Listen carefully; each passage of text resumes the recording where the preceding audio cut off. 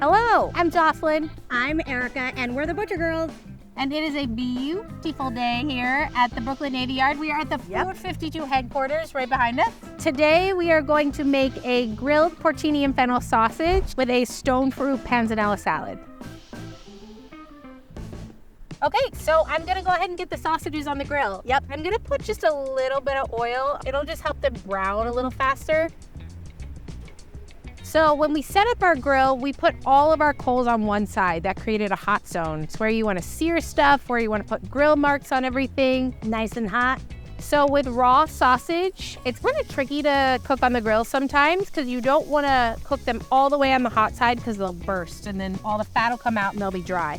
So we basically want to put them on the hot side just long enough to sear them, and then we'll move them over to this colder side, close the top of the grill, and it'll kind of work like an oven and slowly cook them while we get our salad ready. So of course with panzanella salad, you need bread, right? So Erika's gonna slice this bread and then we'll put some nice grill marks on it. The great thing about panzanella is you can use stale bread. Like if you bought like a really nice loaf of bread at the farmer's market and it's now a week later and it's still a nice, now stale loaf of bread, this is a great way to use it up. We own a business called The Butcher Girls, which is a direct-to-consumer meat business that delivers straight to your door. I feel like there's two kinds of couples. One that like never see each other and that really works for them. We're the kind of couple that sees each other 24/7. 24 hours a day, and that works for us. Never not together. We make all these sausages by hand, so we can check out how these guys are doing. Beautiful. I am an idiot and use my fingers to turn things.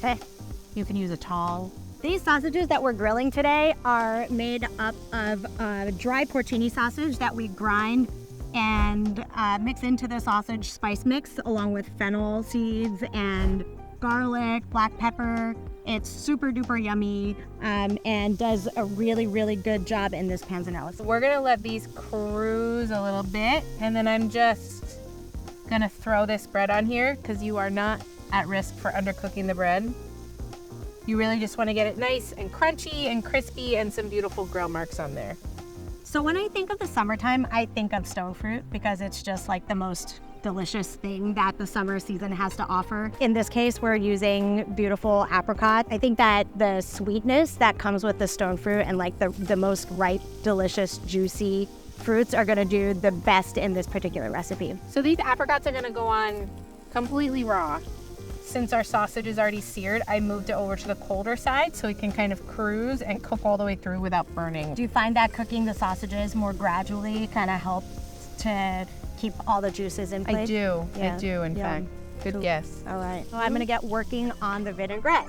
So I've got some beautiful shallots in here already chopped up, about a tablespoon capers, 1 entire garlic clove that is minced, some whole grain mustard. And then one of the things I love to do is to take a little piece of the fruit and I'm gonna cut it up a little bit, like just easy rough chop. Nothing crazy, and it's also gonna go straight into this vinaigrette because it's such a nice base that ties the whole thing together and it's super yummy. I would have to say that anchovies to me are like such a vehicle for like umami, just like big explosion in your mouth. And I'm gonna also zest and juice this lemon right here. What I love about making a vinaigrette like this in a jar too is you can just use what you need for the salad you're gonna make and then hold everything back for the rest of the week. Do you wanna help me drizzle some? Sure, yeah. And then you always wanna put oil at the end, right? Because if you over process it, it'll just become too bitter. So what I'm using right here is called an immersion blender. I feel like it's just doing such a good job getting everything all blended together. Let's do the kale. Let's do the kale. We cook at home. One person is keeping children alive and happy, and one person is cooking. Yep. If you both decide to kind of collaborate, the children will overrun us. But I think that we, like working together in the food industry was incredibly good training for parenting because you're often tired and hungry and on your feet for a while. And I'm the family lunch lady that batch cooks, stocks the freezer. Meanwhile, Erika's like, I saw this thing that I got inspired by and I thought we could make it and eat it 8:30 at night. I'm gonna use every single pot and every single frying pan in the whole house. Chiffonade is where you take leafy greens and you roll them up like that. And then you are cutting against the roll up. And in doing so, you're creating beautiful little ribbons. I think there are certain greens that always are gonna do better when dressed. Lacinato kale is definitely one of them.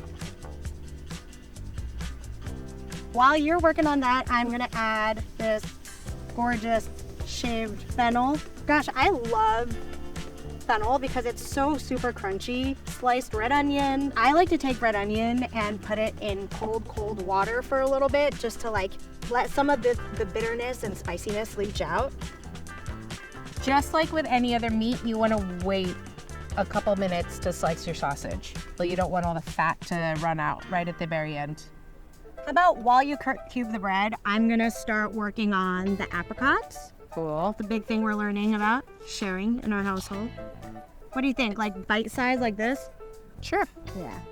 Such a great and easy recipe to just take these sausages, grill them right up, bread ends that you might have lying around, and it's so sustainable and crunchy, perfect for the summer. It's also a really nice way to have a barbecue without the usual suspects. It's a great way to use what is in season, what is around you, and still feel like you're having a cookout without having to eat like 3 hot dogs, which is also fine. Then whenever I dress a salad like this, I don't want to like glob right into the middle because I think it has a tendency to just get like overpower. I'm gonna go from the outside in. So I'm gonna come in from the side and less mashing, more just kind of like grabbing and tossing.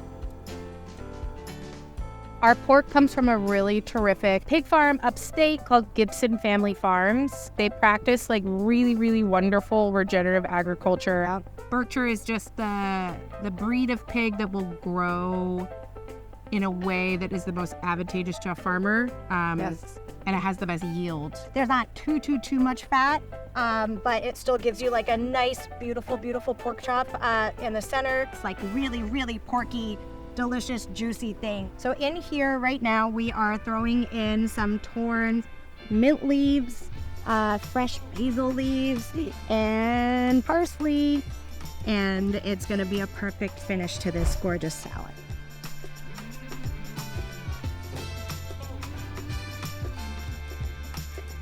Wow. Oh, it's so good. I like how the bread like soaks up all that vinaigrette. And those apricots are delicious. Yeah. That with the pork.